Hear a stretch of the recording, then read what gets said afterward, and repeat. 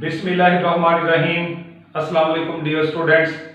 अमीर हुसैन गाजी advocate high court और अलगाजी law academy Shahdara Lahore. आज का जो हमारा लेक्चर है वो फिलॉसफी ऑफ लॉ एक सब्जेक्ट है जी, न्यू कोर्स एलएलबी पार्ट 1 में। उसका एक टॉपिक है sources of law. Sources of law जो है वो बड़ा इंपॉर्टेंट क्वेश्चन है आपका, आज हमने इसके बारे में डिस्कशन करनी है। तो सबसे पहले जो है वो इसके क्वेश्चन की तरफ आते हैं कि ये क्वेश्चन आता कैसे है, गौर से सुनिएगा। तो पहला जो सवाल पूछा जाता है वो है जी, define law and sources of law and what are the different sources of law. एक ये सवाल आता है, या ये भी पूछा जाता है कि custom as a source of law, इस तरह भी पूछते हैं, precedent as a source of law और legislation as a source of law. यानी ये 20 नंबर का अलग-अलग भी पूछा जाता है कि precedent as a source of law 20 number का, legislation as a source of law 20 number का, custom as a source of law 20 number का। या दो के बारे में पूछ लेते हैं कि legislation and custom as a source of law, या ओवरऑल सवाल जो है वो पूछ लिया जाता है, what do you mean by sources of law. एक बात याद रखनी है, आपका जो न्यू सिलेबस है ना एलएलबी पार्ट 1 का फिलॉसफी ऑफ लॉ का, उसमें सिर्फ उसने 3 बताए हैं सोर्सेज ऑफ लॉ। उसने कहा जी इसके बारे में हमें बताएं, अदर देन किसी का जिक्र नहीं है। लेजिस्लेशन का जिक्र है, प्रेसिडेंट का और कस्टम का, इन तीनों के बारे में उसने पूछा है, अदर देन किसी और का नहीं पूछा। तो हमने सिर्फ इन्हीं के बारे में डिस्कशन करनी है। ओके जी, तो ये डिफरेंट तरीके हैं सवाल के आने के। सवाल को लिखना ही जो है वो सबसे बड़ी बात होती है डियर स्टूडेंट्स, कि हम अपने सवाल को अटेम्प्ट कैसे करें। ठीक है जी, अलगाजी लॉ अकेडमी जो है वो बहुत ज्यादा फोकस इस बात के ऊपर दे रही है कि अपने सवाल को समझा करें, और सवाल को हमने लिखना कैसे है ये मेथड हम आप तक पहुंचाते हैं। तो डियर स्टूडेंट्स, अगर सोर्सेज ऑफ लॉ का सवाल अटेम्प्ट करना है एज ए होल, सबके बारे में पूछ लिया गया है, तो फिर 5 चीजों के ऊपर फोकस कीजिएगा। इंट्रोडक्शन होगा, डेफिनेशन होगी लॉ की और डेफिनेशन होगी सोर्सेज ऑफ लॉ की, मीनिंग होगा सोर्सेज ऑफ लॉ का, काइंड्स होगी, ये 3 काइंड्स आपके सिलेबस में मौजूद हैं, और एंड पे कंक्लूजन हो जाएगा। ठीक है जी, तो आगे तो सबसे पहले चलते हैं जी, introduction of the sources of law. Sources of law जो है वो बेसिकली एक कॉन्सेप्ट है फिलॉसफी ऑफ लॉ के अंदर, कि बताएं किन तरीकों से लॉ जो है वो पब्लिक तक पहुंचता है, और सिटीजन्स के लिए लॉ जो है जो बनाया जाता है वो किन तरीकों से बनाया जाता है, कौन से मेथड्स हैं, कौन से वेज हैं, कौन सी एजेंसीज हैं, कौन सी एक्टिविटीज हैं। तो बेसिकली अगर देखा जाए तो प्रिमिटिव सोसाइटी के अंदर यानी पुराने वक्त में सबसे बड़ा सोर्सेज ऑफ लॉ जो था वो कस्टम था। ठीक है जी, और जो जो वक्त गुजरता गया, तो जब हम बात हमारी आ गई जी इंग्लैंड के अंदर, तो फिर कॉमन लॉ के अंदर, तो फिर ये बात प्रेसिडेंट में भी शामिल हो गई। यानी कस्टम तो ऑलरेडी था, फिर ये प्रेसिडेंट भी जो है वो उसका हिस्सा बनना शुरू हो गई। प्रेसिडेंट से मुराद होता है जज मेड लॉ, यानी जो भी जज लॉ बनाते हैं उसके वो भी हमारे लॉ का हिस्सा होता है। इसके बाद जो ही वक्त गुजरता गया, दुनिया में मुख्तलिफ ममालिक के वजूद हुए, रियासतों के वजूद हुए, तो फिर लेजिस्लेशन जो थी वो बहुत बड़ा हिस्सा लॉ का लेजिस्लेशन से बनना शुरू हो गया। तो मॉडर्न वक्त के अंदर लेजिस्लेशन एक बहुत बड़ा, एक ह्यूज वॉल्यूम जो है वो प्रोवाइड करता है रिलेटेड टू लॉ। दुनिया की कोई भी दुनिया के अंदर कोई भी रियासत है, उस रियासत के अंदर एक पार्लियामेंट का वजूद है, और वही पार्लियामेंट जो है, वही लेजिस्लेटिव बॉडी जो है वो उस मुल्क का कानून बनाती है। तो इस वक्त दुनिया के अंदर लेजिस्लेशन और प्रेसिडेंट जो है वो मेन सोर्सेज ऑफ लॉ हैं। कस्टम की जगह इन्होंने ले ली है, कस्टम बेसिकली खत्म हो चुकी है, नापैद हो चुकी है। ठीक है, एक छोटा सा तारुफ मैंने आपको बता दिया है। हमारे नोट्स पकड़ें, नोट्स के अंदर हमने बड़ी इंपॉर्टेंट चीजें लिखी हैं, बहुत सारे लोगों के बहुत सारी चीजों से डिफरेंट नोट्स हैं हमारे, बहुत जबरदस्त मटेरियल होता है। ए क्लास नोट्स भी हैं, बी क्लास नोट्स भी हैं, और सी क्लास नोट्स भी हैं। सी क्लास और बी क्लास जिन्होंने जस्ट पास होना है, ए क्लास जो आगे बढ़ना चाहते हैं, बेहतरीन मार्क्स लेना चाहते हैं। आगे चलेंगे डेफिनेशन। डेफिनेशन पहले लॉ की करेंगे। लॉ की डेफिनेशन जो है, यहां पे एक ही डेफिनेशन एडजस्ट कर दीजिएगा क्योंकि मटेरियल बहुत ज्यादा हमने लिखना है। तो कोई भी ऑस्टन की पकड़ लें या साल्मन की पकड़ लें, वो बेशुमार आपको डेफिनेशंस हमने बताई हुई हैं, ऑस्टन को अगर हम देखें तो कहता है law is the aggregate of rules और principles set by men as political superior to men as political subject. ठीक है जी, वो कहता है कि लॉ जो है वो रूल्स और प्रिंसिपल का एक मजमुआ होता है जो पॉलिटिकली सुपीरियर अथॉरिटी यानी पार्लियामेंट बनाती है किन के लिए, फॉर द पॉलिटिकल सब्जेक्ट्स यानी अपने शहरियों के लिए, उनके अंदर डिसिप्लिन पैदा करने के लिए। ठीक है जी, तो ये था जी ऑस्टन का व्यू इस बारे में। आगे जो है वो मजीद यहाँ पे आप हमारा एक लेक्चर है definition of law by the jurist, वहां से डेफिनेशन पकड़ लीजिएगा, इसमें मजीद ऐड करना चाहते हैं तो कर लीजिएगा। आगे आ जाए sources of law. What is sources of law? Sources of law की जो डेफिनेशन है, पहली हमारे पास ओपनहाइम की डेफिनेशन है। ओपनहाइम कहता है the name for a historical fact. मैं इंग्लिश इसलिए पढ़ता हूं ताकि आप इसको लिख लिया करें। The name for a historical fact out of which the rules of conduct come into existence and acquire legal force। तीन हिस्सों के ऊपर उसने रखा। उसने कहा जी name of a historical fact, कि ये जो सोर्सेज ऑफ लॉ हैं एक हिस्टोरिकल फैक्ट से वजूद में आते हैं।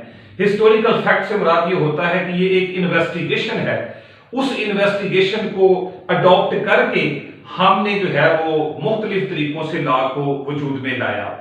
ठीक है जी, इसके अलावा ये जो हिस्टोरिकल फैक्ट है ये डेवलपमेंट स्टेजेस हैं, यानी जिस तरह सोसाइटी ने अपनी स्टेजेस को कवर किया इसी तरह लॉ जो है वो इवॉल्व होता रहा। पहले कस्टम, प्रेसिडेंट और फिर लेजिस्लेशन बनी। ठीक है जी, दूसरी बात कहता है out of which the rules of conduct come into existence. और ये जो हिस्टोरिकल फैक्ट था, ये जो डेवलपमेंट ऑफ सोसाइटी थी, इसने हमें रूल्स ऑफ कंडक्ट दिए। रूल्स ऑफ कंडक्ट क्या दिए कि हमें पता चल गया कि ये चीज गलत है, ये चीज सही है। ये गलत है इसको करेंगे तो सजा होगी, ये राइट है इसको करेंगे तो सजा नहीं होगी। ठीक है जी, come into existence and acquire legal force. और इन्हीं रूल्स ने लीगल फोर्स हासिल कर ली, यानी इन्हीं रूल्स को जो है वो सोसाइटी ने अडॉप्ट किया, इन्हीं रूल को स्टेट्स ने अडॉप्ट किया और यही रूल आगे चल के जो है वो सोर्सेज ऑफ लॉ का जो है वो जरिया बने। तो यहां पे तीन चीजें थी जो मैंने आपको बता दी हैं, क्लियर कर दी हैं। आगे चलें, एक और डेफिनेशन देख लेते हैं जी। सी के एल एन की डेफिनेशन है। वो क्या कहता है जी कि agencies through which the rules of conduct acquire the character of law by becoming definite, uniform and compulsory. Agencies कहता है कि ये जो सोर्सेज ऑफ लॉ है ये एजेंसीज हैं, ये मेथड्स हैं, ये वेज हैं थ्रू विच, जिनसे द रूल्स ऑफ कंडक्ट, हमने कुछ चीजों को सीखा, acquire the character of law. और ये जो चीजें हमने सीखी, मैंने कहा रूल ऑफ कंडक्ट हमेशा वो तमाम प्रिंसिपल्स होते हैं जो बताते हैं कि ये राइट है, ये रॉन्ग है, और राइट करेंगे तो सजा नहीं है, रॉन्ग करेंगे तो सजा होगी। ये जो रूल्स ऑफ लॉ हमारे पास, रूल्स ऑफ कंडक्ट हमारे पास आए तो इन्होंने कैरेक्टर ऑफ लॉ हासिल किया, यानी इन्होंने लीगल फोर्स हासिल की, इनको स्टेट्स ने रिकॉग्नाइज किया। क्यों रिकॉग्नाइज किया? उसकी वजह उसने बता दी है, क्योंकि ये डेफिनेट थे, वाज़िया थे, क्योंकि ये यूनिफॉर्म थे, सबके लिए एक जैसे, सब बराबर थे, एंड कंपल्सरी, और कंपल्सरी थे, इनको मानना हर हाल में। तो ये चीजें जो थी, ये सारी की सारी जिनको हम मानते हैं, जो रूल्स ऑफ कंडक्ट होते हैं, इनको सोर्सेज ऑफ लॉ कहा जाता है। आगे जी आते हैं मीनिंग में वही बात है, सोर्सेज ऑफ लॉ जो है, सोर्सेज ऑफ लॉ वो तमाम जराए हैं जिनसे हम अपना जो रूल्स ऑफ कंडक्ट हासिल करते हैं। ठीक है जी, सोर्सेज ऑफ लॉ की कोई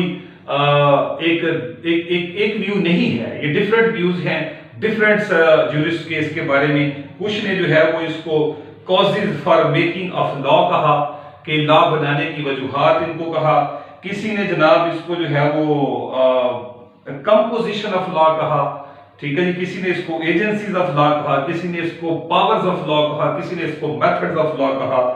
तो ये बेसिकली ये जो सोर्सेज ऑफ लॉ हैं ये हमें बताते हैं what is the origin of law, कि लॉ जो है वो कैसे ओरिजिनेट हुआ, लॉ कैसे डेवलप हुआ। ठीक है जी, तो ये थोड़ा सा इसके बारे में हमने आपको बताना था, मीनिंग के बारे में।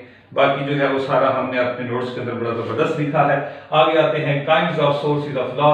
There are 3 kinds of sources of law according to your syllabus, legislation, precedent and custom. So come to the first sources of law, that is the legislation. सबसे पहले हम किसको देखेंगे? लेजिस्लेशन को देखेंगे। एक बात याद रखिएगा, अब चूंकि हमने ये साबित करना है कि लेजिस्लेशन एक सोर्स ऑफ लॉ है, यहां पर इंतहाई एहतियात की जरूरत होगी। जब आप एक एक सोर्स के बारे में लिखेंगे तो याद रखिएगा ये 4 चीजें आपने ऐड करनी है। इनको एक्सप्लेन करने के लिए ये 4 चीजें आपको चाहिए। यही वो तरीका है जो हमारे नोट्स को दूसरों से अलग करता है। सबसे पहले उसकी डेफिनेशन लिखेंगे, जैसे लेजिस्लेशन है, प्रेसिडेंट और कस्टम है। पहले डेफिनेशन लिख ली। डेफिनेशन 1 लिखनी है, 2 लिखनी है, ये आपकी स्पीड पे डिपेंड करता है। अगर स्पीड आपकी नॉर्मल है तो 1 ही लिखें, अगर स्पीड आपकी बहुत अच्छी है तो 2 लिख लें। फिर उसके बाद हम इसकी काइंड्स लिखेंगे, लेजिस्लेशन की काइंड लिखेंगे, प्रेसिडेंट की और कस्टम की। अगर आपके पास टाइम है, अगर टाइम शॉर्ट है तो फिर ये काइंड्स जो है ना ये निकाल दीजिएगा, जस्ट एक डेफिनेशन लिखिएगा। आगे ये वाला हिस्सा जो है ना ये बहुत इंपॉर्टेंट है, इसको किसी भी सूरत आपने नहीं छोड़ना। ये बताएगा, यही वो चीज है जो हम साबित करेंगे। हम यहां पे लिखेंगे legislation as a source of law. Authenticity इसे हम कहते हैं, ऑथेंटिसिटी। यहां पे हम ये बात साबित करेंगे कि भाई लेजिस्लेशन, प्रेसिडेंट और कस्टम सोर्स ऑफ लॉ हैं, ये साबित करना है। अक्सर आप क्या करते हैं कि उसकी जैसे लेजिस्लेशन की डेफिनेशन लिख ली, काइंड लिख ली, बस कह दिया कि ये सोर्स ऑफ लॉ है, आगे निकल गए। अगर पेपर बेहतरीन चेक हुआ तो आपने तो ये साबित ही नहीं किया ना कि लेजिस्लेशन और प्रेसिडेंट और कस्टम सोर्स ऑफ लॉ होते हैं। हम इसको बताएंगे कि इसको साबित कैसे करना है, तो ये इंतहाई अहम जोन होगा। उसके बाद आप एग्जांपल्स लिख देंगे कि प्रेसिडेंट्स की क्या एग्जांपल हैं और लेजिस्लेशन की और कस्टम की क्या है। इस तरह लिखेंगे, आप बिलीव करें इंतहाई अच्छे मार्क्स आएंगे, जिसको हम कहते हैं 80% मार्क्स, उससे अब। सो कम टू द लेजिस्लेशन। सबसे पहले लेजिस्लेशन की जो है वो डेफिनेशन देखते हैं। आप एक डेफिनेशन भी लिख सकते हैं, 2 भी लिख सकते हैं, लेकिन अपने टाइम को मलहूज रखना है, ये हम बार बार कह रहे हैं। तो लेजिस्लेशन के बारे में जॉन सॉलमन क्या कहता है? कहता है legislation is that source of law which consist in the declaration of legal rules by a competent authority. ठीक है जी। तो सॉलमन कहता है it is the declaration of rules, declaration of principles, यानी ये रूल्स या प्रिंसिपल्स का अनाउंस करना है, उसका बताना है। कौन बताता है? बाय अ कॉम्पिटेंट अथॉरिटी, एक कॉम्पिटेंट अथॉरिटी बताती है। तो कॉम्पिटेंट अथॉरिटी किसको कहा जाता है? ये पार्लियामेंट भी होती हैं, ये सूबाई असेंबलियां भी होती हैं। वो डिक्लेयर करती हैं कि ये रूल्स हैं, और वही रूल्स जो है वो हमारी लेजिस्लेशन में होते हैं। वही लेजिस्लेशन जब पास होती है तो एक्ट बनता है, ऑर्डिनेंस बनता है, ऑर्डर बनता है, और हमारे लिए वो क्या हो जाती है? बाइंडिंग हो जाती है। ये सॉलमन की डेफिनेशन है। आगे चलें, जॉन चिपमैन ग्रे की डेफिनेशन है the formal utterances of the legislative organ of the society. Formal utterances कि ये एक ऑफिशियल अनाउंसमेंट है। Legislation is the official announcement by the legislative body of the society. Society की जो लॉ बनाने वाली बॉडी है उसकी तरफ से ये ऑफिशियल रूल्स होते हैं। तो लॉ बनाने वाली अथॉरिटी क्या होती है? वो है जी बॉडी हमारी पार्लियामेंट, वो है बॉडी हमारी जो सूबाई असेंबली है। ठीक है जी। आगे चलें। There are 2 kinds of legislation. Number 1 is the supreme legislation and number 2 is the subordinate legislation. So supreme legislation, it is a type of legislation which is formed by the supreme authority of the state. रियासत की सबसे बड़ी जो authority है वो जो law बनाती है उसको हम सुप्रीम अथॉरिटी, सुप्रीम लेजिस्लेशन कहते हैं।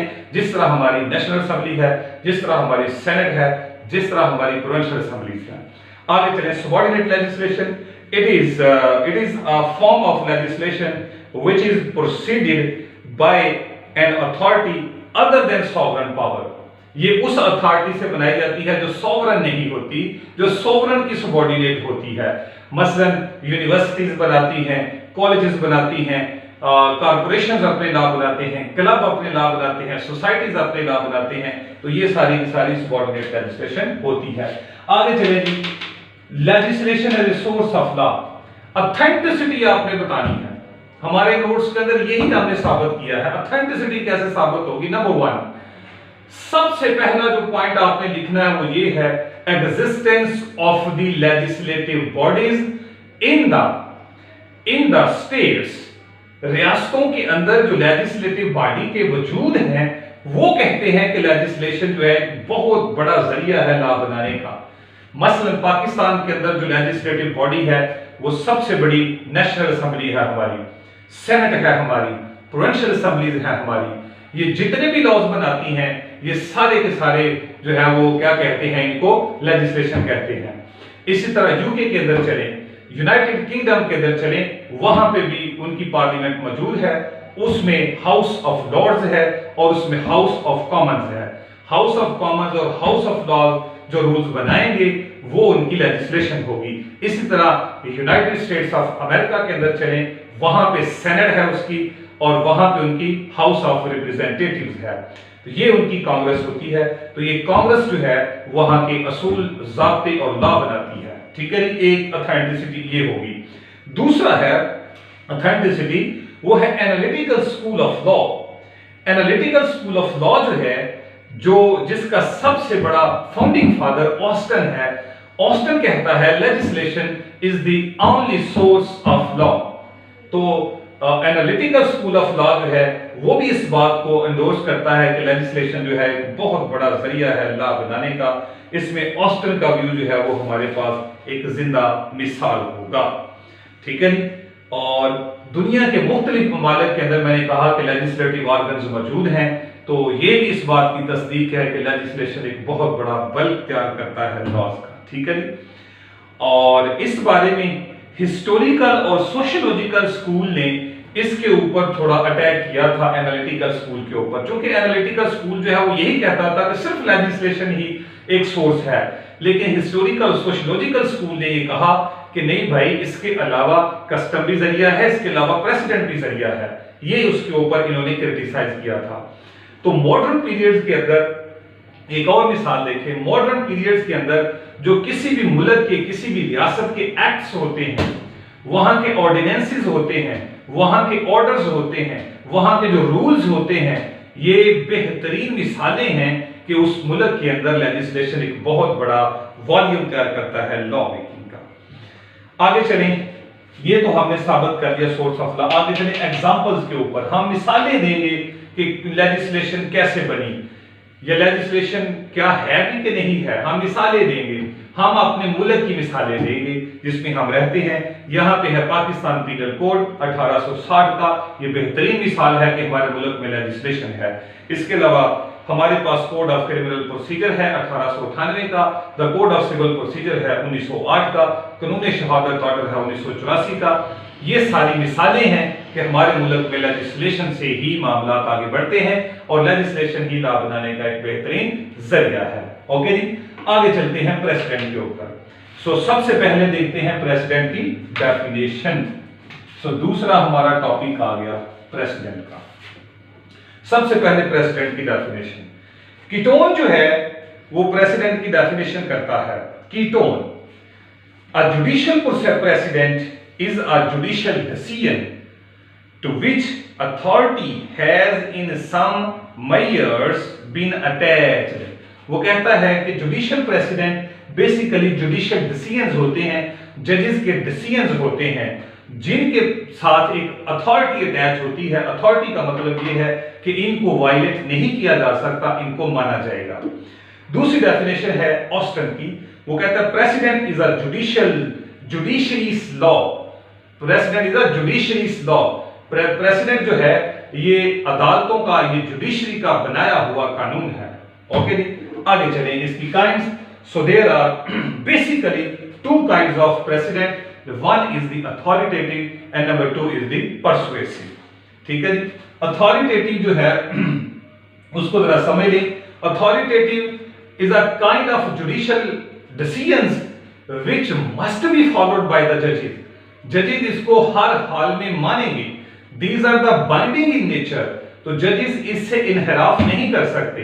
जजेस इन चीजों को सामने रखते हुए अपने फैसले करेंगे. ठीक हो गया जी. तो ये हमारी क्या है, क्या कहते हैं इसको, अथॉरिटेटिव प्रेसिडेंट्स हैं. तो पाकिस्तान के अंदर हमारा जो मुल्क है, यहाँ पे अथॉरिटेटिव प्रेसिडेंट की जो मिसाल है वो हमारे कॉन्स्टिट्यूशन में मौजूद है.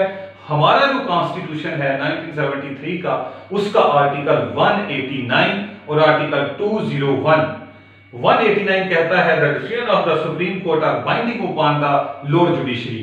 सुप्रीम कोर्ट के फैसले जो होते हैं वो जो नीचे वाली जुडिशरी है उसके ऊपर क्या होंगे, बाइंडिंग होंगे. इसी तरह आर्टिकल 201 कहता है the decision of the high court shall be binding upon the lower judiciary. High court के किए हुए फैसले उससे नीचे जो अदालतें हैं उसको हर हाल में मानेंगी. इसका मतलब ये हो गया प्रेसिडेंट भी एक बेहतरीन जरिया हमारे मुल्क के अंदर भी लॉ बनाने का. तो ये मैंने उसकी मिसाल दे दी है. आगे चले, persuasive precedents. Persuasive precedents are the precedents which are not binding in nature. The court can consider such precedents. Such precedents को कोर्ट कंसिडर जरूर कर सकती है, हवाला दे सकती है इखलाकियात के तौर पे, लेकिन ये बाइंडिंग नहीं होते उसके ऊपर. ये लॉ बनाने का जरिया नहीं है. सिर्फ अथॉरिटेटिव प्रेसिडेंट जो है वो लॉ बनाने का जरिया है. ओके जी. और परसुएसिव जो है वो लॉ बनाने का जरिया नहीं है. परसुएसिव में फिर कौन सा आ गया, the judgments of the foreign courts. ठीक है जी, the laws of the foreign states. मसलन एक फैसला जो अमेरिका की अदालत के जजेस ने किया है तो हमारे मुल्क की अदालतों के ऊपर वो बाइंडिंग नहीं होता, लेकिन इखलाकियात के तौर पे हम उसकी मिसालें या उसको कंसीडर कर सकते हैं. इसी तरह जो किताब किसी और मुल्क में पढ़ाई जाती है तो वो हमारे मुल्क में तो नहीं ना उसको माना जाएगा, क्योंकि वो हमारे लिए बाइंडिंग है ही नहीं. वो हमारे परसुएसिव जरूर हो सकती है. हम वहां से कोई इखलाकी पहलू निकाल के ये कह सकते हैं कि वहां के अदालतें ऐसा फैसला करती हैं तो यहाँ पे भी हो सकता है. ठीक है. तो अथॉरिटेटिव जो प्रेसिडेंट है ये दो तरह की है जी, एब्सोल्यूट भी और कंडीशनल भी. ठीक है. आगे चलें, ऑथेंटिसिटी. ऑथेंटिसिटी में हम क्या पढ़ेंगे कि precedent as a source of law. ये हमने साबित करना है कि precedent as a source of law होता है या नहीं होता. तो सबसे पहले बात, जजेस आर द लॉ मेकर. जजेस लॉ बनाने का एक बेहतरीन जरिया है. हमारा जो आर्टिकल, जो हमारा कॉन्स्टिट्यूशन है उसमें दो आर्टिकल हैं 189 और 201. ये बेहतरीन मिसालें हैं कि पाकिस्तान के अंदर जुडिशरी लॉ मेकिंग में एक अपना अहम रोल प्ले करती है. ये हमारे यहाँ ऑथेंटिसिटी आ गई, हमने इसको साबित कर दिया. आगे चलें, इसको हमने अगर साबित करना है तो एक हमारे पास एक और मिसाल है, president Roosevelt. President Roosevelt, the president of America, वो उन्होंने एक मर्तबा खिताब किया था 8 दिसंबर 1908 में कांग्रेस ऑफ यूनाइटेड स्टेट्स की कांग्रेस से उसने खिताब किया.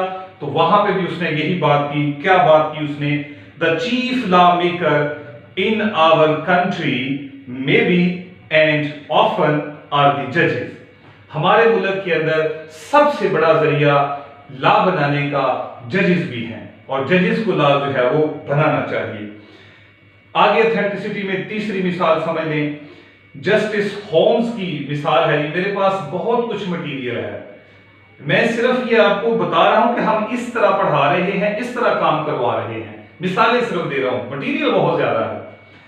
जस्टिस होम्स कहते हैं कि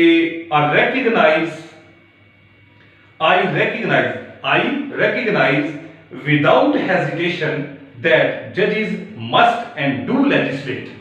जस्टिस होम कहते हैं कि मेरा नजरिया ये है कि मैं बगैर किसी हिचकिचाहट के या शर्म के ये कहता हूं कि जजेस को लॉ बनाना चाहिए, लेजिस्लेट करना चाहिए. ठीक है जी. इसके अलावा हमारा एक और, हमारे मुल्क में अगर आपने ये कहना है कि प्रेसिडेंट एक सोर्स ऑफ लॉ है तो बेशुमार हमारे पास इसमें प्रेसिडेंट्स हैं. एक प्रेसिडेंट नोट कर लीजिएगा, 2023 PTD 134 inland revenue appellate tribunal of Pakistan का फैसला है. उसमें ये पार्टीज थी जी Naeem Rafiq Bhatti versus commissioner inland revenue Gujranwala. वहां पे भी उन्होंने कहा कि सुप्रीम कोर्ट के और हाई कोर्ट के फैसले जो है वो बाइंडिंग होते हैं। ठीक है जी, तो ये मिसालें हमने इसकी बेशुमार आपको दे दी हैं। इसके अलावा आगे चले एग्जाम्पल्स में मैंने आपको बताना है कि वाकई प्रेसिडेंट जो है वो हमारे मुल्क में मौजूद है। प्रेसिडेंट हमारे मुल्क में किस बुक में लिखी हुई है, प्रेसिडेंट हमारे मुल्क में कहां पे मौजूद हैं, जजेस के फैसले कहां पे लिखे हुए हैं। हमने लिखे हुए फैसले भी तो देने हैं ना, तो ये लिखे हुए पढ़े कहां पे हैं। ठीक है जी, जिस तरह हमारे पास जो है वो हमारा बेहतरीन आइन मौजूद लिखा हुआ है, तमाम क्रिमिनल लॉज लिखे हैं, सिविल लॉज लिखे हैं, इस तरह प्रेसिडेंट भी लिखी हुई है हमारे पास। मिसालें नोट करें। सबसे पहले एक किताब है जिसको हम कहते हैं पाकिस्तान लीगल या law decisions, PLD, Pakistan legal decisions. ये किताब मौजूद है जिसके अंदर जजेस के फैसले लिखे हुए हैं। अगर आपने कोई रेफरेंस देना है किसी जज को तो इस किताब को आप निकाल के कह सकते हैं। इसके अलावा supreme court monthly review SCMR, ये भी एक किताब है हमारे पास जिसमें जजेस के फैसले लिखे हुए हैं। इसके अलावा Pakistan criminal law journal PCRLJ, ये भी एक किताब है, प्रेसिडेंट लिखी हुई है। फिर ईयरली लॉ रिपोर्टर YLR, इसमें भी लिखी हुई है। इसके अलावा जी और भी बेशुमार है जी MLD मंथली लॉ डाइजेस्ट, इसमें भी डिसीजंस लिखे हुए हैं। ठीक है जी, तो ये मिसालें मैंने दे दी हैं। आगे चलें जी, custom as a source of law. तो कस्टम भी जो है वो लॉ बनाने का जरिया। सबसे पहले कस्टम की डेफिनेशन की तरफ आते हैं। तो डेफिनेशन में हम फॉलो करेंगे जी, किसको हम फॉलो करेंगे, फॉलो करते हैं जी हम जॉन सॉलमन को, क्योंकि इसी ने वक्त डाला हुआ, इसी ने ये सारे जरिए हमें जो है वो बताए थे। तो वो क्या कहता है, custom is the embodiment of those principles which have commended themselves to the national conscience as principles of justice and public utility. Okay जी, सो सॉलमन क्या कहता है, custom is the body of principles और the bodies of rules which have commended, जिनको approve किया है, इन्हीं rule को माना है। कमेंडेड का मतलब अप्रूव करना, मानना। Themselves to the national conscience, to the national conscience, यानी लोगों की एक बहुत बड़ी तादाद इन रूल्स को मानती है। लोगों का एक बहुत बड़ा बल्क इन रूल्स को मानता है। ठीक है जी, क्यों मानता है, as a principles of justice and public utility, कि ये वाले जो रूल्स हैं ये हमें इंसाफ देते हैं। ये वाले रूल्स जो हैं वो हमारा रिलेशनशिप कायम करते हैं। ये वाला रूल जो है हमारे कॉन्ट्रैक्ट्स और एग्रीमेंट्स को फॉलो करता है। तो सॉलमन कहता है कि कस्टम जो है वो बेसिकली प्रिंसिपल्स हैं, मुआशरे के रूल्स हैं मुआशरे के, और मुआशरा इन रूल को फॉलो करता है। और ये रूल सदियों पुराने होते हैं और इन्हीं रूल के ऊपर उनको इंसाफ मिलता है, इन्हीं रूल के ऊपर उनकी जो पब्लिक यूटिलिटी होती है, उनके रिलेशनशिप कायम रहते हैं। ओके जी, एक ही डेफिनेशन काफी है। आगे ऑस्टन की भी है, वो मैं आपके नोट्स में मेरे में अवेलेबल है, आप देख लीजिएगा। आगे चलिए kinds. So kinds, there are two kinds of the custom. Number one is the legal custom and number two is the convention. ठीक है जी, conventional custom या usage. Okay? तो legal custom क्या है? Legal custom has the legal authority. It is enforceable by the state. It is binding in nature. It creates some consequences in case of violation. तो ये binding होती है legal. Convention क्या होता है, कन्वेंशनल कस्टम्स या usages basically are the agreements between the persons.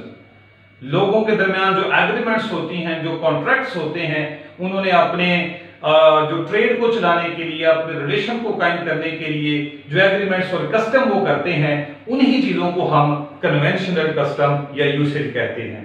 ठीक है जी, और वो बाइंडिंग उन्हीं लोगों के लिए होती है जो एग्रीमेंट करते हैं, जो कॉन्ट्रैक्ट करते हैं। ठीक है जी, आगे चलिए। नेक्स्ट है जी, इसके बाद काइंड्स मैंने आपको बता दी है। आगे है जी ऑथेंटिसिटी, यानी custom as a source of law. ये बात याद रखनी है। So custom as a source of law के अंदर हमने दो स्कूल को सामने रखते हुए साबित करेंगे कि कस्टम एक सोर्स ऑफ लॉ है। एक है जी हिस्टोरिकल स्कूल और एक है एनालिटिकल स्कूल, और इसके अलावा एक दो मिसाल हम किसी और सोशियोलॉजिकल स्कूल की भी देंगे और अदर दैन भी देंगे, ज्यूरिस्ट से साबित करना है। हिस्टोरिकल स्कूल जो है says that the custom is the only source of law। Historical school कहता है सिर्फ कस्टम ही है जो कि सोर्स ऑफ लॉ है।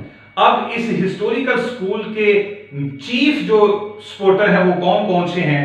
उसमें है सेवनी, SAVIGNY, सेवनी, हेनरी मेन और पुश्ता। ये लोग हैं जो कि इसको सपोर्ट करते हैं। ये क्या कहते हैं जरा सुन लें। They said that law is not made but is formed। law बनाया नहीं जाता, law क्रिएट किया जाता है। The foundation of law lies in the common consciousness of the people। कि ये जो लॉ की बुनियाद है वो लोगों की रीजनिंग के तहत वजूद में आती है, लोगों के आपस के रिलेशनशिप के तहत वजूद में आती है, लोगों का एक दूसरे के साथ कंडक्ट और जो बिहेवियर होता है उससे वजूद में आती है। तो ये जो common conscience of the people है ना, इसको वो कहते हैं कि ये कस्टम है। यानी लोगों का आपस में मिलना जुलना, लोगों का आपस में सदियों से जो मिलने जुलने के उनके रूल्स आ रहे हैं और सदियों से उनके जो डीलिंग के मामला आ रहे हैं, उन्हीं चीजों को हम क्या कहेंगे कि ये common conscience of the people है, उस सोसाइटी का, और यही क्या है हमारा कस्टम है। So, according to historical school of law, custom and usages are the only sources of law। Okay जी, आगे चलें। एनालिटिकल स्कूल जो है ये भी जो है वो कस्टम को एज ए सोर्स मानता है, लेकिन थोड़ी इसने जिद्दत उसमें क्रिएट की। अब एनालिटिकल स्कूल में कौन कौन से थे? इसमें जो एनालिटिकल स्कूल का फादर जो है जी वो हमारा है जी ऑस्टन, इसके अलावा हॉलैंड है, ग्रे है, एलन है, विनोग्रेडोव, ये है जिसके सपोर्टर। और इन्होंने कहा है, यहां पे मैं सिर्फ ऑस्टन का व्यू जो है वो आपके सामने रखूंगा क्योंकि ये हिस्टोरिकल स्कूल से जरा हट के इसका व्यू है। ऑस्टन क्या कहता है? Custom is a source of law, okay, and not itself. Custom source of law जरूर है लेकिन सिर्फ कस्टम नहीं है। तो आगे चल के क्या कहता है? A custom becomes law when it is embodied in an act of the legislature. ये बात याद रखिए, बड़ी प्यारी इसने तशरीह की एनालिटिकल स्कूल के अंदर रह के। इसने कहा कि कस्टम सोर्स ऑफ लॉ मानते हैं लेकिन कस्टम सोर्स ऑफ लॉ नहीं है। कस्टम जब किसी भी रियासत के लॉ का हिस्सा बन जाती है फिर इस कस्टम को हम कहते हैं कस्टमरी लॉ। तो वो जो कस्टमरी लॉ है ना, जो किसी रियासत उसको जब मानना शुरू हो जाती है कस्टम को और उसको अपने एक्ट में शामिल कर लेती है, अपनी लेजिस्लेशन में शामिल करती है, तो वो कस्टमरी लॉ बन जाता है। वो कस्टमरी लॉ जो है वो सोर्स ऑफ लॉ होता है।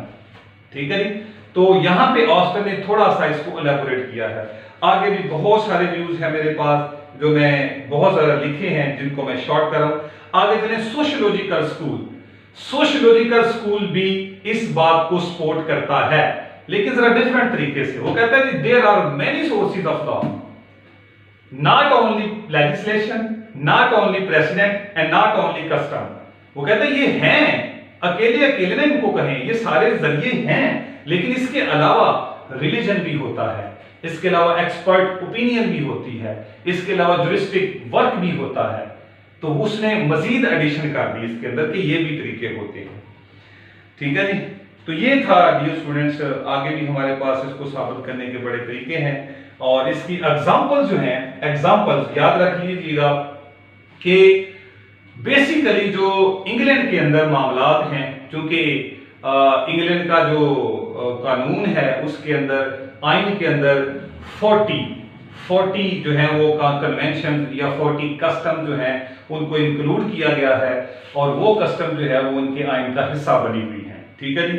तो उन कस्टम की जो मिसालें हैं वो हम आपको प्रोवाइड कर देते हैं। एक आध उन्होंने कहा है कि the advice of law officer is not usually disclosed. तो ये एक कस्टम है वहां पे, ये एक कन्वेंशन है, पार्लियामेंट्री कन्वेंशन है कि लॉ ऑफिसर की जो राय है उसको डिस्क्लोज नहीं किया जाएगा। फिर एक कस्टम है, the queen appoints as prime minister that person who is most likely to be able to command the confidence of parliament। कहता है कि क्वीन या किंग उस बंदे को वजीर आजम बनाएगी जिसको पार्लियामेंट कहेगी, पार्लियामेंट जिसके ऊपर कॉन्फिडेंस रखेगी। ठीक है जी। इसके अलावा एक और ये भी कस्टम है कि जो हुकूमती उम्मीदवारान हैं, जो हुकूमती बंदे होते हैं, जो हुकूमत का बेंच होता है, जो हुकूमत के मिनिस्टर्स होंगे, वो स्पीकर की राइट साइड पे फ्रंट पे बैठेंगे और जो ऑपोजिशन होगी वो लेफ्ट साइड पे होगी। ठीक है जी। आज भी देख लें, स्पीकर की राइट साइड पे गवर्नमेंट पर्सनल्स बैठते हैं और उसकी जो लेफ्ट साइड होती है उसके ऊपर ऑपोजिशन बैठती है। ठीक है जी। तो ये मिसालें थी जो मैंने आपको दे दी हैं, और भी हैं जी हमारे पास मौजूद। सो डियर स्टूडेंट्स, ये आज का हमारा लेक्चर है। हमारे लेक्चर को याद रखिएगा, हम सिर्फ आपको एक इंप्रेसिव मेथड बताते हैं इसको हल करने का। आप ये मेथड यूज करें, आपके नोट्स दूसरों से डिफरेंट होंगे। अपनी हैंडराइटिंग को तेज करें, आपके नंबर 80% तो कोई बात नहीं है, उससे ज्यादा आने के चांसेस हैं। अल-गाज़ी लॉ अकेडमी के नोट स्टडी करें, इंशाअल्लाह अज़ीज आपको कामयाबी ही मिलेगी, आप टॉप ऑफ द लिस्ट रहेंगे। Thank you so much. अस्सलाम वालेकुम व रहमतुल्लाहि व बरकातहू।